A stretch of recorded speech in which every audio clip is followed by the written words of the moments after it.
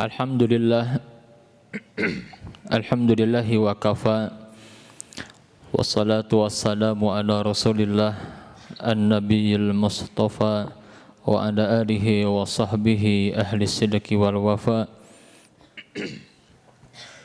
Asyhadu an la ilaha illallah wahdahu la syarikalah wa asyhadu anna Muhammadan abduhu wa rasuluh.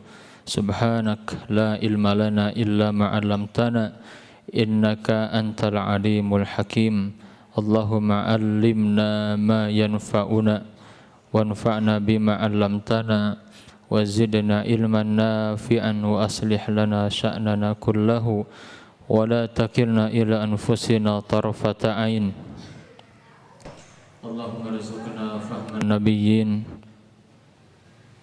wa hifdzal mursalin wa ilhamal malaikatil muqarrabin. Allahumma arinal haqqa haqqan warzuqna ittiba'ah wa arinal batila batilan warzuqna ijtinabah. Bapak, Ibu dan juga jamaah yang berbahagia, kita lanjutkan kajian kita malam hari ini. Kita masih membahas tentang Syiah.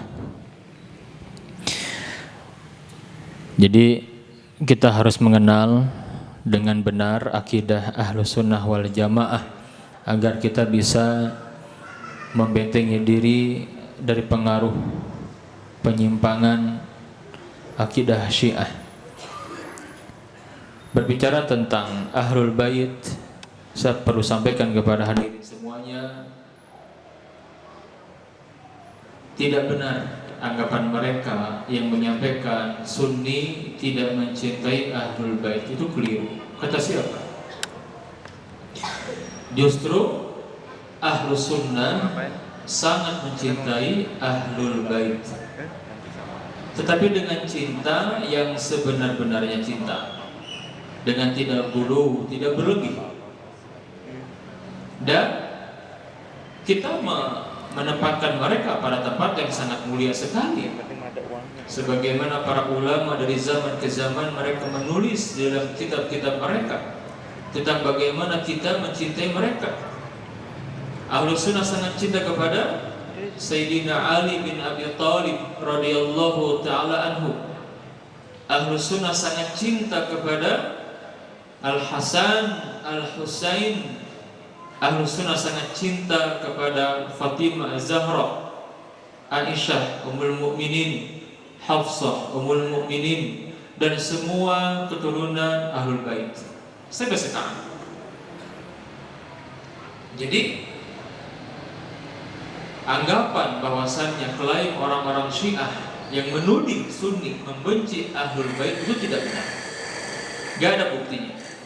Justru kita mencintai Ahlul Bait dan kita mencintai para sahabat. Ya, kalau sekarang ada IJABI, Ikatan Jamaah Ahlul Bait Indonesia, kita pun bikin IJABIS, Ikatan Jamaah Ahlul Bait Indonesia dan Sahabat. Karena mereka nggak suka mendengar nama sahabat itu.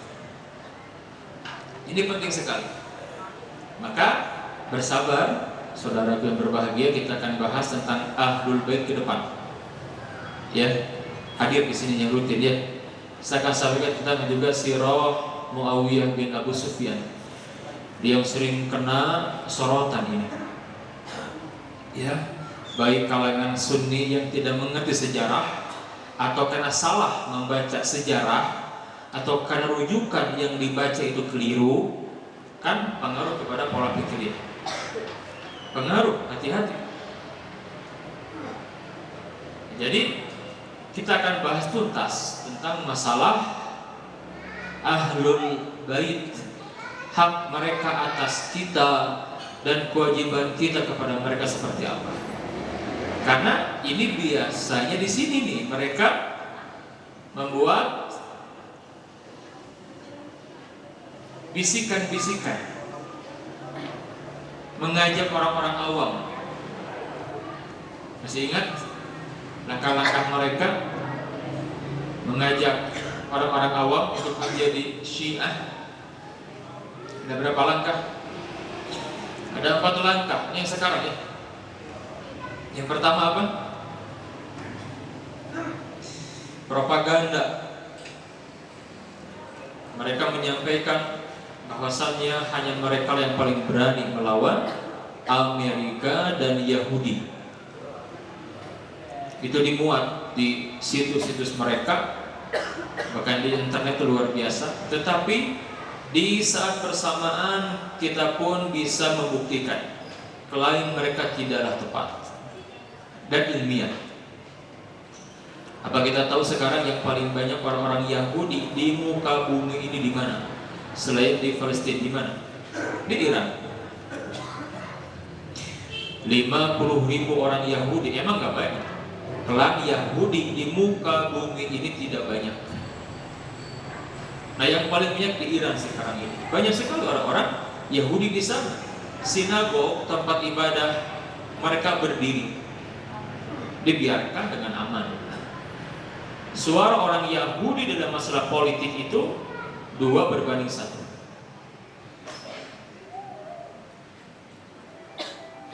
2 berbanding 1. Dan satu-satunya negara yang sekarang ada yang ngaku Islam yang tidak ada masjid Sunni hanya di Iran.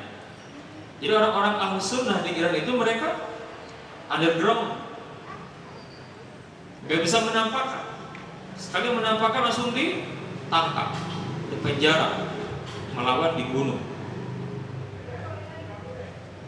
Saya bertemu dengan mereka ketika di Mekah dalam sebuah daurah. Saya berjumpa dengan beberapa dai dari Iran, Ahlus Sunnah, yang mereka diusir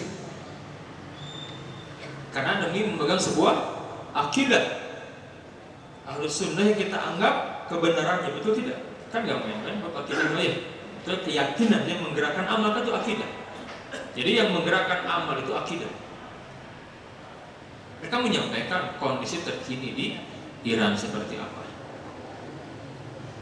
Jadi kalau orang sudah senang, terperangkap, tanpa mau menggali lebih dalam informasi benar tidaknya, kalau mereka satu-satunya paling berani melawan Amerika dan Yahudi, maka itu sudah terkena virus stadium 1. Nanti mudah, kalau sudah begini itu mudah dimasuki virus berikutnya. Mudah dimasuki virus berikutnya. Nah, nanti masuk tentang Karbala. Karbala itu kan senjata mereka itu. Karena memang sampai saat ini masih sedikit buku-buku yang diterjemahkan ke dalam bahasa Indonesia, kalau dalam bahasa Arab banyak, ya, yang membahas tentang Karbala dari perspektif Ahlus Sunnah seperti apa. Yang banyak sampai kepada kita Karbala versi orang Syiah, yang intinya 2. Yang pertama menanamkan kesedihan dengan mengangkat terbunuhnya Husain bin Ali, cucu kesayangan Rasulullah Sallallahu Alaihi Wasallam, dan sisi lain menanamkan kebencian kepada para penguasa waktu itu, kan begitu. Terus di angka saya sampaikan, tragedi Karbala itu milik umat Islam, bahkan milik umat manusia. Karena itu tragedi kezaliman yang menimpa Ahlul Bait, di mana para ulama Sunni menulis dalam sejarah dari semenjak kejadian itu tahun ke-61 Hijriah sampai sekarang ditulis sejarah itu bahwa otak di belakang terbunuhnya Al-Husain bin Ali orang-orang Syiah. Tapi mereka mengklaim justru mereka yang membela. Ini kan luar biasa kan, penting untuk digali nih gitu kan sejarah ini kan. Nah, jadi harus kita pahami nih, karena nanti masuk lewat sejarah ini gitu. Kitanya nggak tahu tentang kejadian yang sebenarnya, sudah kena kita syubhat mereka. Nanti apa? Biasanya diajak untuk merayakan. Nah, perayaan ini kan tidak ada dari sana, tidak dari Islamnya kan? Itu kan masuk niyahah, meratapan. Nggak boleh dalam Islam, betul tidak? Meratap sampai sekarang masih berabad-abad dikenal itu kan? Kenapa? Hanya Sayyidina Husain bin Ali kok tidak? Ketika kakeknya Sayyidina Ali terbunuh kan nggak diperingati? Atau dulu paman Nabi Hamzah bin Abdul Muttalib yang terbunuh sadis di perang Uhud? Enggak kan? Nabi melarang, masih ada Nabi melarang, nggak boleh nih yang meratap. Tapi sekarang lihat, dan terus syaitan membisikkan sampai ke tingkat gulu mereka. Kalau awal-awal hanya biasa saja kan, asalkan awalnya kan dibacakan kisah itu, orang tuh dimati lampu kan, menangis kan.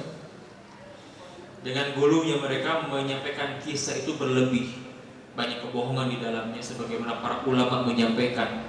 Hal ini termasuk Imam Al-Ghazali, Imam Ahmad bin Hanbal, Imam Ibnu Qayyim Al-Jauziyah, Syekhul Islam Ibnu Taimiyah menyampaikan, bahkan Al-Imam Syafi'i menyampaikan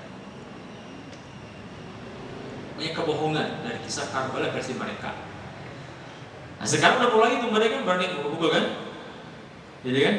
Terus begitu terus sampai puncaknya sekarang bisa kita saksikan perayaan-perayaan Karbala itu di Baghdad, di Irak, di Karbala sendiri, di Iran dan beberapa negara, sampai ke tingkat melukai tubuh mereka, dan mereka beranggapan itu ibadah yang paling tinggi, yang paling agung kedudukannya di sisi Allah. Bayangkan. Kalau kita melihat pakai akal sehat, logika kita gitu, apa iya ya Rasul Islam mengajarkan ini gitu ya. Tapi orang kalau sudah kena doktrin, dia akan ngikut, nggak bisa lagi ya berlogika dengan sehat, nggak bisa, kena doktrin dia. Maka lihat diajarkan, akhirnya kosong, nggak punya informasi sejarah kan, nggak tahu gitu, karena oleh mereka. Jadi inti Karbala menanamkan kesedihan dan kebencian.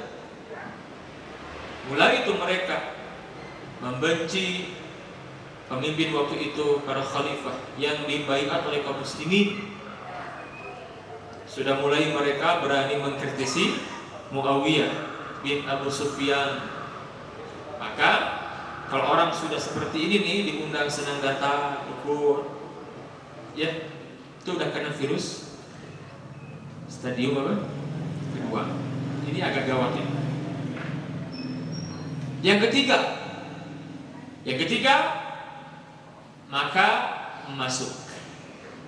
Lebih serius lagi nih, kajian sejarah versi mereka. Kenapa saya semangat membahas sejarah, membahas sirah?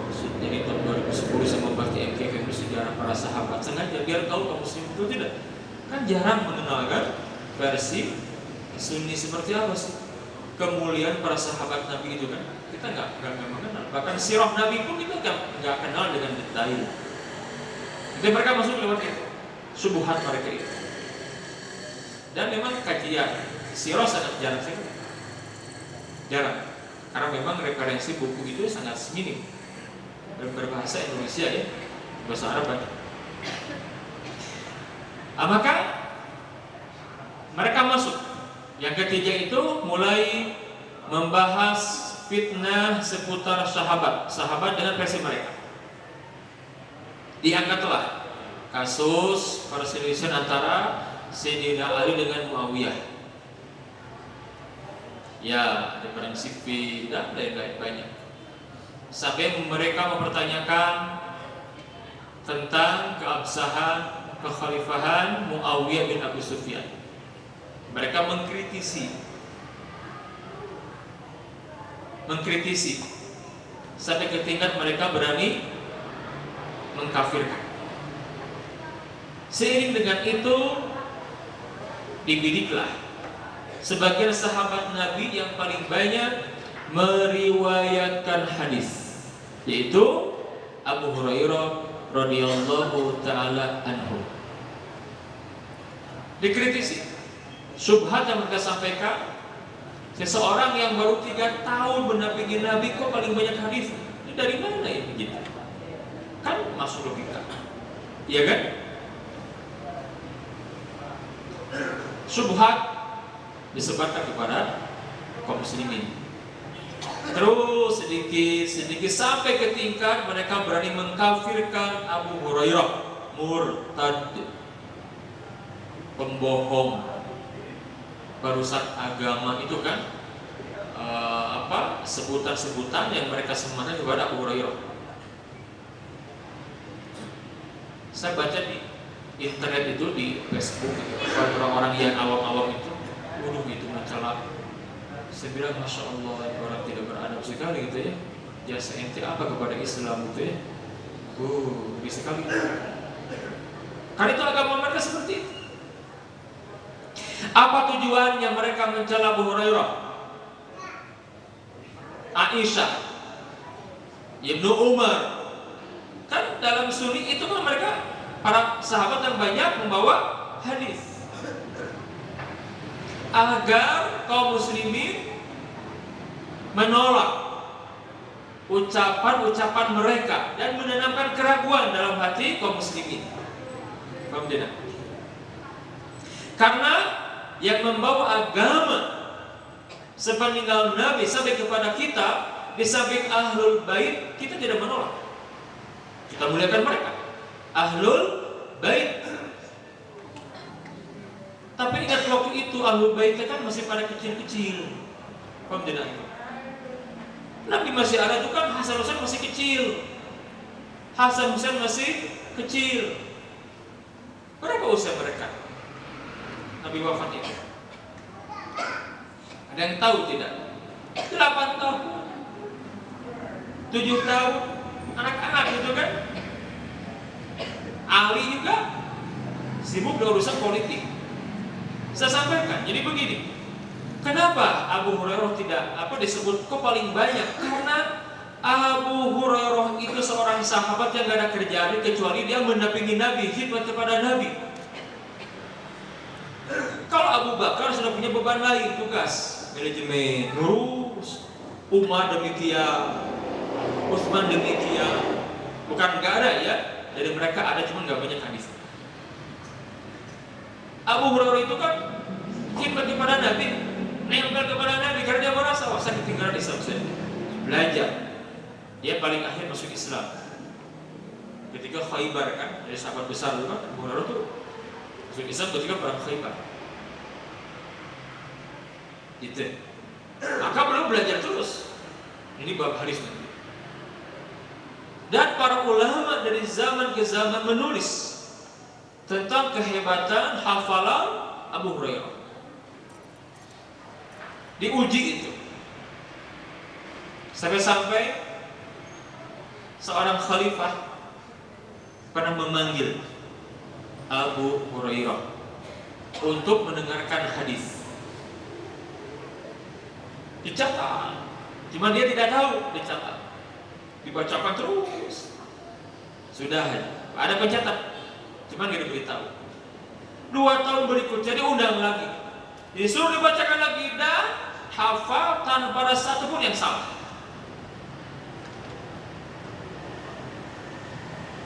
Di sini penting kita membahas tentang para sahabat. Nah, mereka itu berdalihnya. Jadi kalau sudah meragukan Abu Hurairah kan otomatis tuh sekian ribu hadis akan hilang. Yang mana banyak hadis tentang akidah, syariah, akhlak. Jadi kalau kita membenci para sahabat, otomatis kita menolak ucapannya. Maka kesempatan emas untuk mereka di stadium ketiga ini mereka kenalkan rawi-rawi kata mereka ahlul bait, imam-imam mereka yang maksum, versi mereka mulai dikenalkan. Yang mana imam-imam itu membawa hadis-hadis yang mesti bertentangan. Kalau Sunni A, dia B, mesti itu aja dianukan gitu.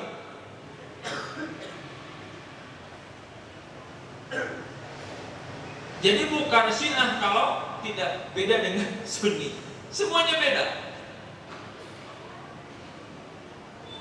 Ya. Nah jadi itu menanamkan keraguan kepada kaum muslimin tentang para sahabat Nabi. Kalau sudah ragu kan, ragu juga ucapannya, ditolaklah. Masuk yang keempat. Ini virus yang keempat disebar, stadium 4 itu udah gawat sekali. Karena mereka nanti sampai ke kesimpulan semua sahabat Nabi murtad seperti tinggal Nabi kecuali beberapa orang saja. Bahkan Al-Kulaini dalam kitabnya Al-Kafi fil Usul, Imam Khumaini dalam kitabnya Kashful Asrar Hukumatul Islamiyah menyampaikan sepeninggal Nabi seluruh sahabat murtad kecuali beberapa orang. Yang pertama Salman Al-Farisi, yang kedua Al-Miqdad bin Aswad, yang ketiga Abu Dzar Al-Ghifari. Subhanallah ya. Itu kan menolak firman Allah Subhanahu wa taala yang memuji sahabat sekian banyak, betul tidak? Banyak ayat Quran yang menegaskan tentang keutamaan, kemuliaan para sahabat. Ahlus Sunnah berkeyakinan ketika kita menyanjung para sahabat, mencintai mereka, bukan berarti para sahabat itu maksum dari dosa, bukan, karena nggak ada yang masuk kecuali Nabi. Kullu bani Adam khata wa khairul khata'in at-tawwab. Seluruh bani Adam tak terkecuali kan, termasuk para sahabat bani Adam. Khata, kata Nabi, bikin salah. Nabi waktu bersabda ini di depan para sahabat, mereka pikir salah juga, secara pribadi punya salah, tapi kesalahan mereka itu tenggelam dalam lautan kebaikan mereka. Maka tatkala membaca sejarah, ketika ada konflik di kalangan para sahabat, itu harus benar-benar kita membaca dengan benar rujukannya. Kan yang sering diangkat mulai terbunuhnya Sayyidina Utsman bin Affan itu nyambung ke pemerintahan Ali bin Abi Thalib, sampai terbunuhnya Ali, bahkan berselisih bersama Muawiyah. Ini kan masalah-masalah yang harus kita tahu betul seperti apa sih sejarah itu yang sebenarnya gitu ya. Sampai kemudian Al-Hasan tanazul dari kekhalifahan memberikan kepada siapa? Muawiyah. Kemudian berujung kepada syahidnya Al-Husain bin Ali. Ini yang harus kita paham sejarah dengan benar. Baru kita akan bisa berdialog dengan mereka, meluruskan kesalahan mereka. Kalau pakai Quran nggak bisa. Pakai Quran itu Pak, kita baca ayat ini, kalau sama ayat yang disepakati, tapi dia beda tafsirnya gitu. Beda, nggak bakalan nyambung. Bahkan keyakinan mereka, Quran yang sekarang ini itu banyak dirubah, baik dikurangi, ditambah oleh para sahabat. Sentimennya Abu Bakar dan Umar dan Utsman, gitu kata mereka. Setiap ayat yang menegaskan tentang Imam Ali mesti dihapus. Saya pernah menyampaikan, bagaimana mereka menyampaikan Al-Baqarah banyak sebenarnya.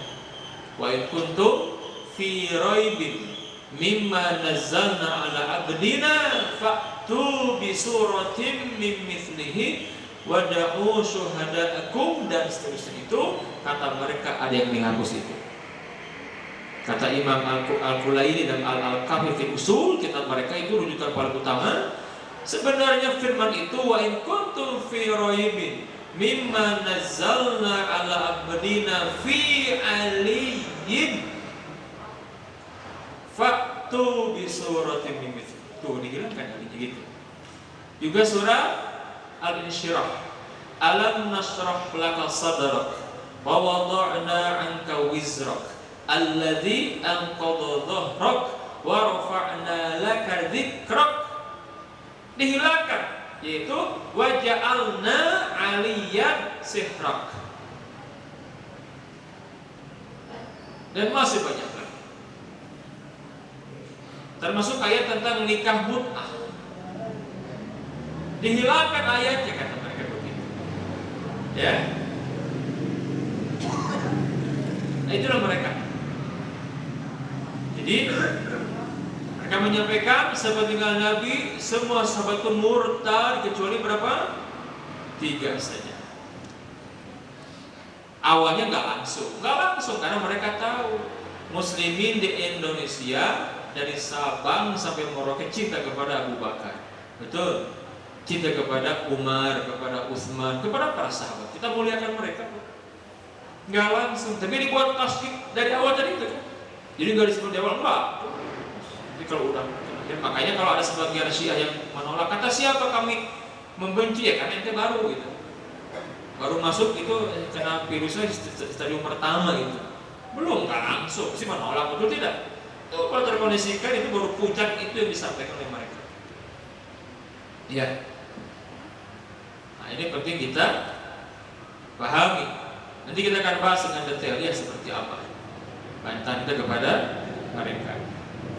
Bahkan sampai mereka puncaknya melaknat Sayyidina Abu Bakar, Sayyidina Umar, dan Sayyidina Utsman. Yang mengerikan lagi, kan kita punya zikir pagi sore, atau sebagian merujuk kepada Al-Ma'thurat yang ditulis Hasan Al-Banna itu kan terkenal kita kan. Dua zikir itu pagi sore kan.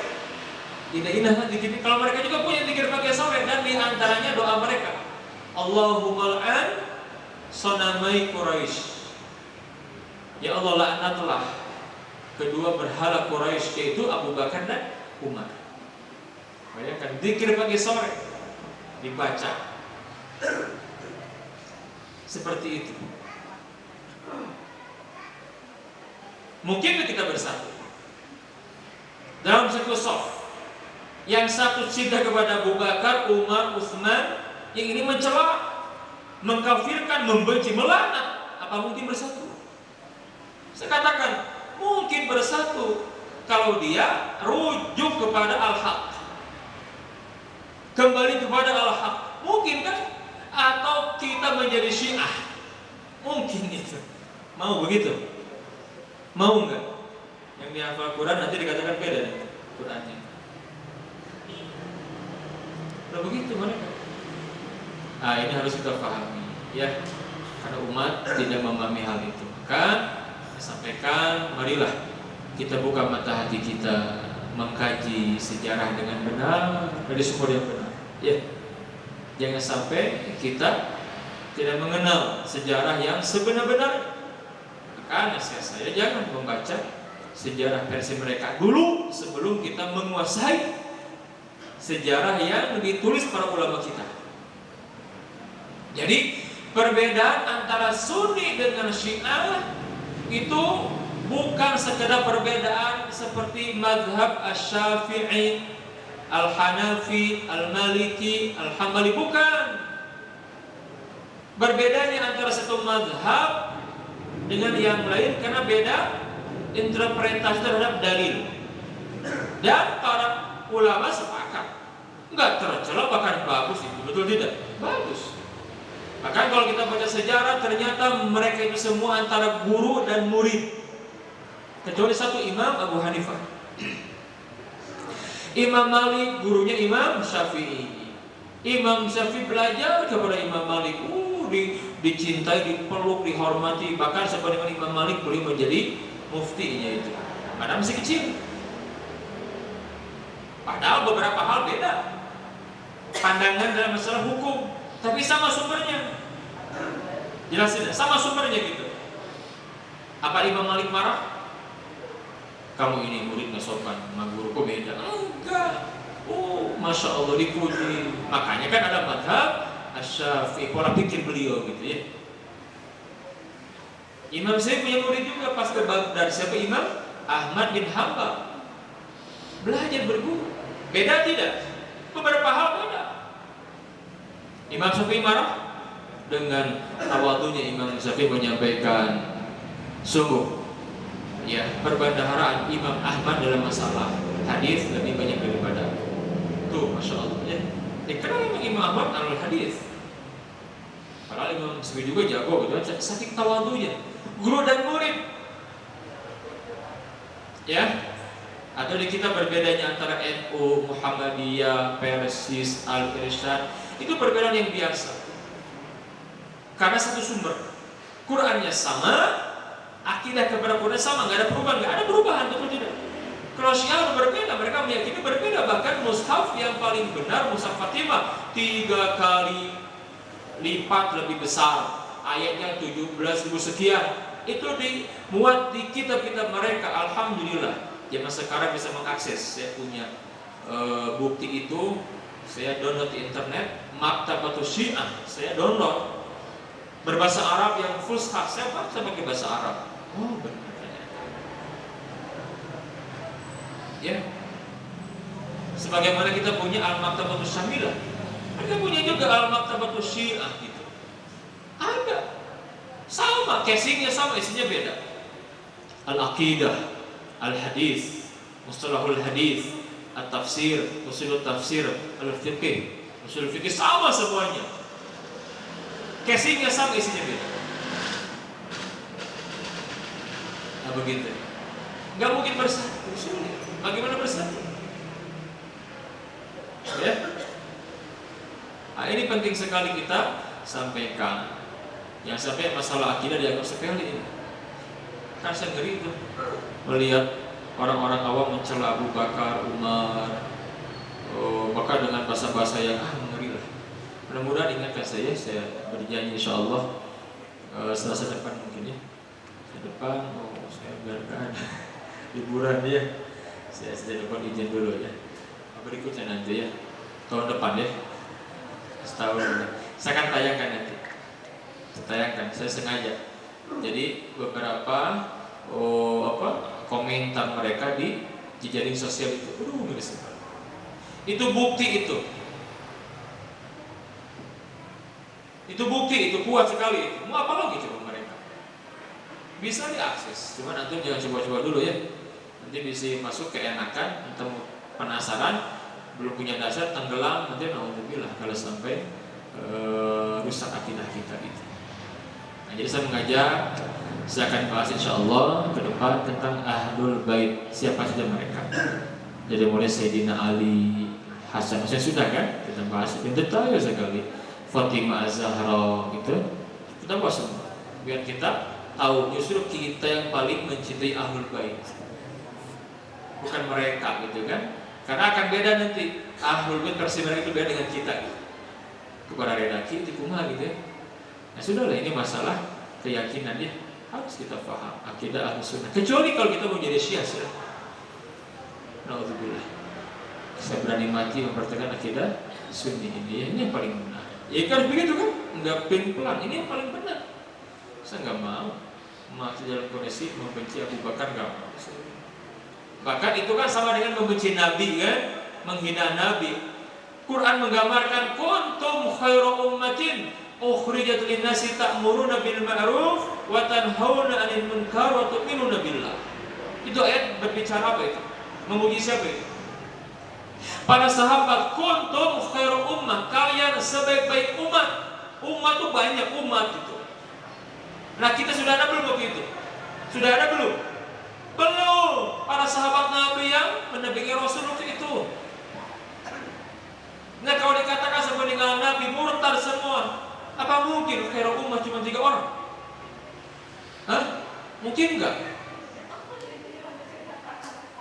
Itu menolak ayat Quran, menghina Nabi. Berarti Nabi gimana mentarbiyahnya? Betul tidak mendidiknya? Kok bisa Nabi meninggal murtad semua? Kok bisa? Kecuali 3 orang. Masa sih?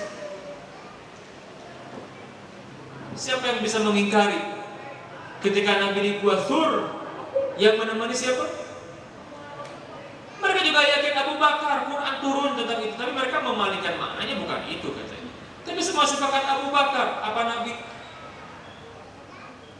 keliru itu, salah bawa sahabat, padahal itu sahabat yang kan itu Masya Allah gitu ya. Kok bisa begitu? Semua hadis-hadis dari Ahlussunnah dibantai semuanya, dibalikan semua. Jadi setelah mereka merusak pemikiran kaum muslimin, taskil mempermasalahkan para sahabat baru masuk. Rawi mereka ini rawi. Maka mereka bikin juga ilmu rijalul hadis. Enggak ada satu pun yang kita kenal siapa ini. Kenapa? Karena memang Syiah ini perpaduan antara Yahudi dengan Majusi versi. Kau benci-benci kepada Islam? Iya. Orang Yahudi jelaskan dan sampaikan. Bencinya kepada Islam, itu sampai ke ubun-ubun itu. Diwariskan. Kenapa? Quran menggambarkan walan tardo angkal Yahudu walan Nasara hatta tattabi'a millatahum. Itu benar. Lam masuk ke fil mudhari. Kalau lam dan lam masih mungkin berubah. Tapi kalau lam abadan nggak mungkin berubah. Itu Allah yang menyampaikan walan tardo angkal Yahud walan Nasara. Nggak akan pernah ridho kepada kalian orang Yahudi dan Nasara. Kalau pura-pura ridho, luarnya, hatinya. Itu Yahudi itu. Ditambah mereka menanti kapan Nabi akhir zaman ini kan? Sampai mereka baca kitab Tauratnya hijrah ke Madinah, ada kabilah besar kan, Bani Qainuqa, Bani Nadir, Bani Qainuqa, Nadir dan Bani 3, saya lupa lagi. Ada 3 ya. Bani Quraidah, nah itu. Bani Quraidah, Bani Nadir dan Bani Qainuqa itu 3 kabilah besar. Kenapa mereka menanti datangnya Nabi itu? Pas tahu orang Arab keturunan Ismail dari Hajar. Hajar kan budak. Loh masa kita menerima? Mereka tolak. Padahal isinya Alhamdulillah. Karena mereka menginginkan Nabi akhir zaman turun dari mereka Bani Israel ke atas kan dari masih sama Nabi Ibrahim tapi dari mana? Dari Sarah, Ishak, Yakub, Yusuf, Musa, Isa.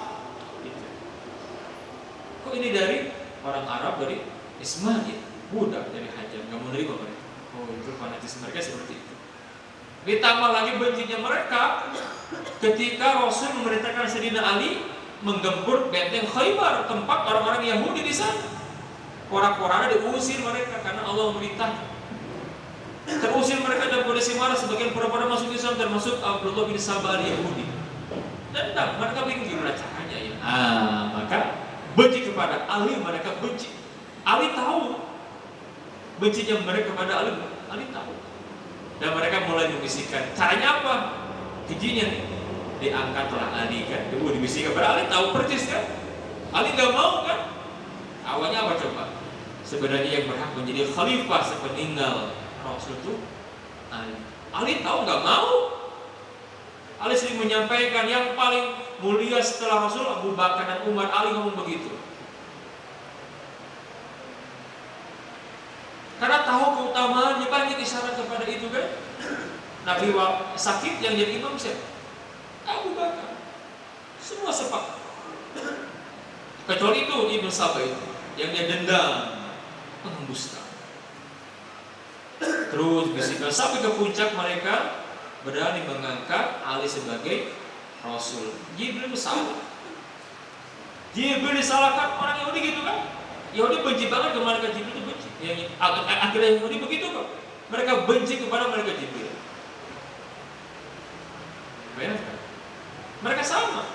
Harusnya itu datanya kepada Ali, kepada Muhammad. Pada waktu itu Ali kan masih kecil. Banyak. Dan itu saya buktikan, saya membuka situs mereka di YouTube. Benar itu. Ulama-ulama mereka membahas itu. Saya dalam bahasa Arab ada. Saya juga ingin tayangkan tuh syahadat orang Syiah tuh kalau ada orang masuk Islam dan nonton kan? Misalnya udah nonton di sebagian ya. Waduh, bagaimana syahadat mereka itu? Jangan aneh. Di antaranya mereka meyakini harus mengutuk Aisyah finnar gitu ya. Wa asyhadu anna Abu Bakar wa Umar wa Utsman finnar wa asyhadu anna Aisyata wa Hafsah finnar gitu. Begitu, sebegitunya mereka. Nauzubillah ya. Karena mereka benci orang Yahudi.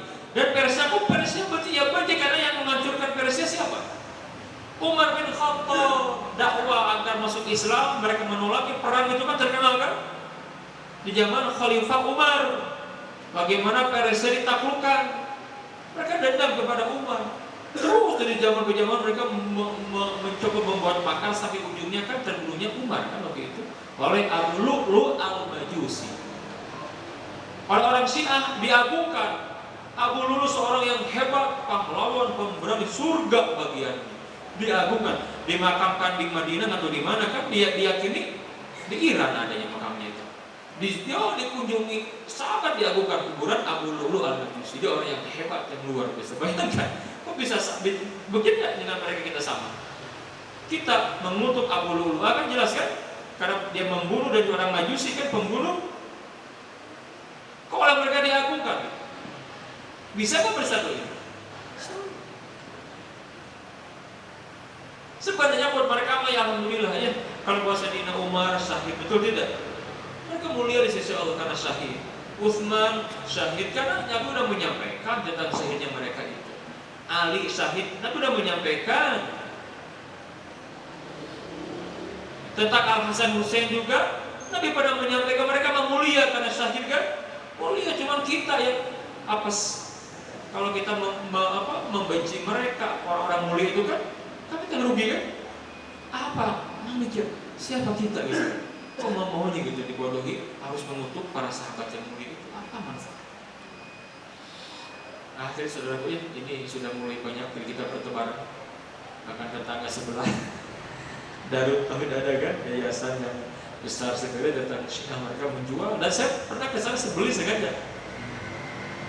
Ada si akhir saya bilang, saya beli ceramah-ceramah mereka. Beneran nggak sih? Saya udah agak lama tuh dulu 2007an gitu. Saya beli sengaja, VCD saya beli dulu belum ini kan, belum sampai sekarang. Saya simak ceramahnya, waduh itu. Memang itu lah ceramahnya. Saya sekarang masih punya loh. Saya punya 30 CD mereka. Dulu belum banyak yang di Bangil itu ada kan, Sansia itu dia isinya ya begitu aja, pasti mencela itu. Karbala itu aja kan, Karbala isu ke apa yang berhak menjadi imam Sayyidina Ali terus begitu. Pada Ahlussunnah kan menempatkan sebagaimana Allah menempatkan mereka, betul tidak? Kita cinta kepada Rasulullah, Abu Bakar, Umar, Utsman, Ali sebagai khalifah juga kita, betul tidak? Bahkan Al-Hasan bin Ali juga khalifah resmi. Al-Husain kita cintai, Ahlul Bait dan keturunannya, dan sahabat yang lain kita cintai. Enggak ada melaknat, kecuali orang yang jelas Allah laknatnya kita laknat mereka. Ya, Allah alam bisawab. Ke depan kita akan bahas termasuk, saya akan agak panjang dalam nanti ngebahas sirah Muawiyah bin Abi Sufyan. Karena ini 3 yang unik jadi ya. Yang pertama dikritisi, wah seorang yang luar biasa, iya kan? Hebat kepemimpinannya, lahir dari seorang tokoh. Siapa?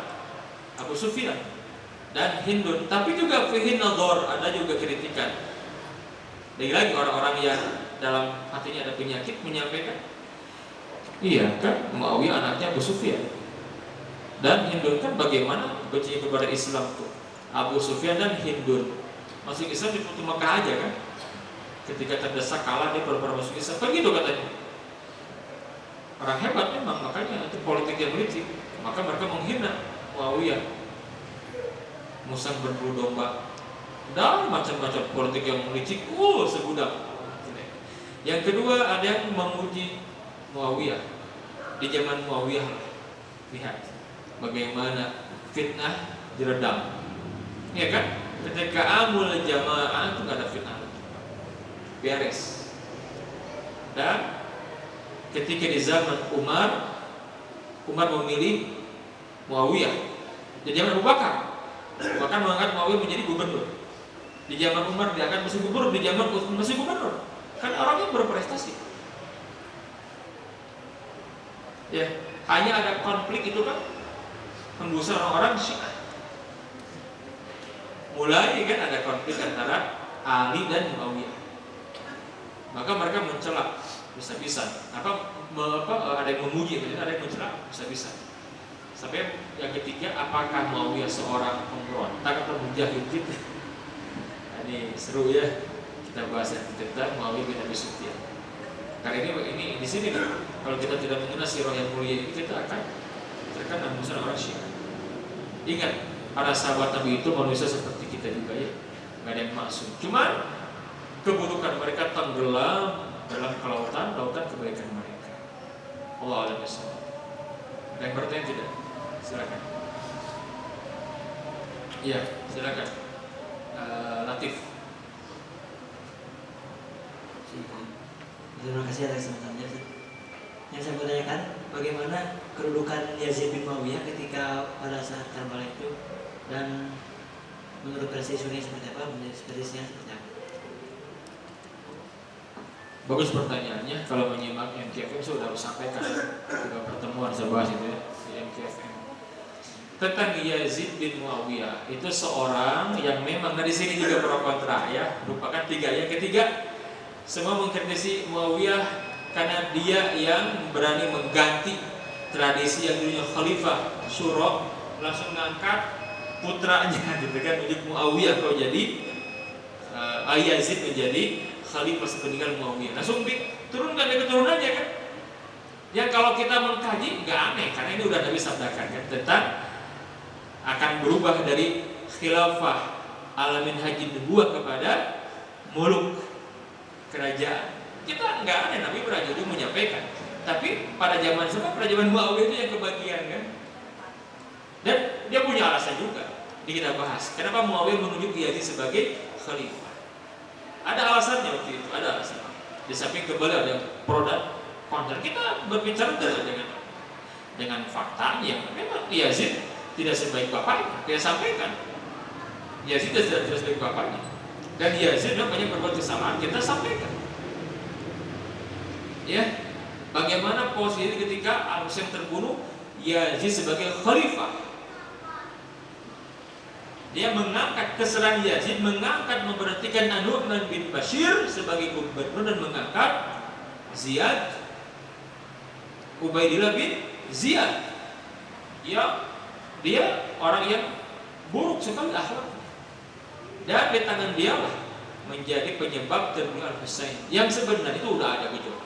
Orang Kufah, orang Syiah di Kufah. Muawiyah bagaimana? Dalam versi Sunni, Muawiyah tidak terlibat dalam pembunuhan Al-Husain. Sebagaimana orang Syiah menuding Yazid bin Muawiyah. Tapi kita sampaikan bahwasanya Yazid dalam posisi memang dia salah mengangkat gubernur yang menyebabkan tewas Al-Husain. Dia punya ijtihad juga. Kenapa? Karena Al-Husain belum mau berbaiat kepada begitu kan, maka dikatakan memberontak. Karena umat Islam sepakat mengangkat Yazid.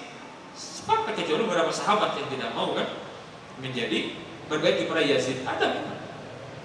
Saya pernah menyampaikan di sini. Nanti kita bahas lagi. Nah, mengirimnya pasukan Yazid untuk menghadang Al-Husain. Tapi sebenarnya tidak baik agar Al-Husain datang dialog sajalah. Kenapa engkau tidak mau berbaiat kepada aku? Kan itu sebenarnya. Tapi fitnah keburu muncul yang sudah Allah catat di Lauhul Mahfuz terjadi. Betul tidak? Kalau kita begitu kan? Yang terjadi itu sudah dicatat oleh Allah di Lauhul Mahfuz dan hikmah yang banyak buat kita. Tapi orang Syiah nggak begitu. Akidah al-bada. Akidatul bada itu mereka meyakini Allah sebelum kejadian Allah tidak tahu. Setelah kejadian kalau Allah tahu itu takdir Allah gitu. Itu akidah begitu, akidatul bada namanya itu. Maka mereka kan terus mengkritisi kan, menyalahkan para sahabat terus. Lalu itu kita mereka dimuat. Kamu bisa baca Arab, bisa bahasa Arab, baca buku mereka. Baca nanti nggak apa-apa. Kalau punya basic gitu ya. Itu jadi Yazid dalam posisi dia tidak terlibat. Maka tatkala Al-Husain terbunuh, memang ada beberapa riwayat sampai dibawa kepala Husain juga. Memang Yazid marah dan dia menangis. Sunni itu, Syiah lain. Tapi tetap Yazid tidak sebaik bapaknya. Kita sampaikan banyak cacat beberapa ketidakbaikan Yazid dalam memimpin. Sikap kita bagaimana? Serahkan kepada Allah. Bisa gitu kan? Karena kita nggak tahu sebenarnya kan, hanya tahu versi sejarah seperti itu. Mereka tuh khalifah, pemimpin umat Islam.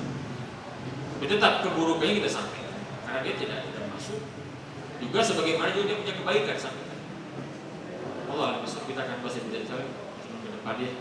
Kita akan bahas dengan tuntas tentang ahlul bait, siapa saja mereka dan sirahnya bagaimana. Allah alam bisawab. Subhanakallah wa bihamdika asyhadu an la ilaha illa anta astaghfiruka wa atubu ilaik. Assalamualaikum warahmatullahi wabarakatuh.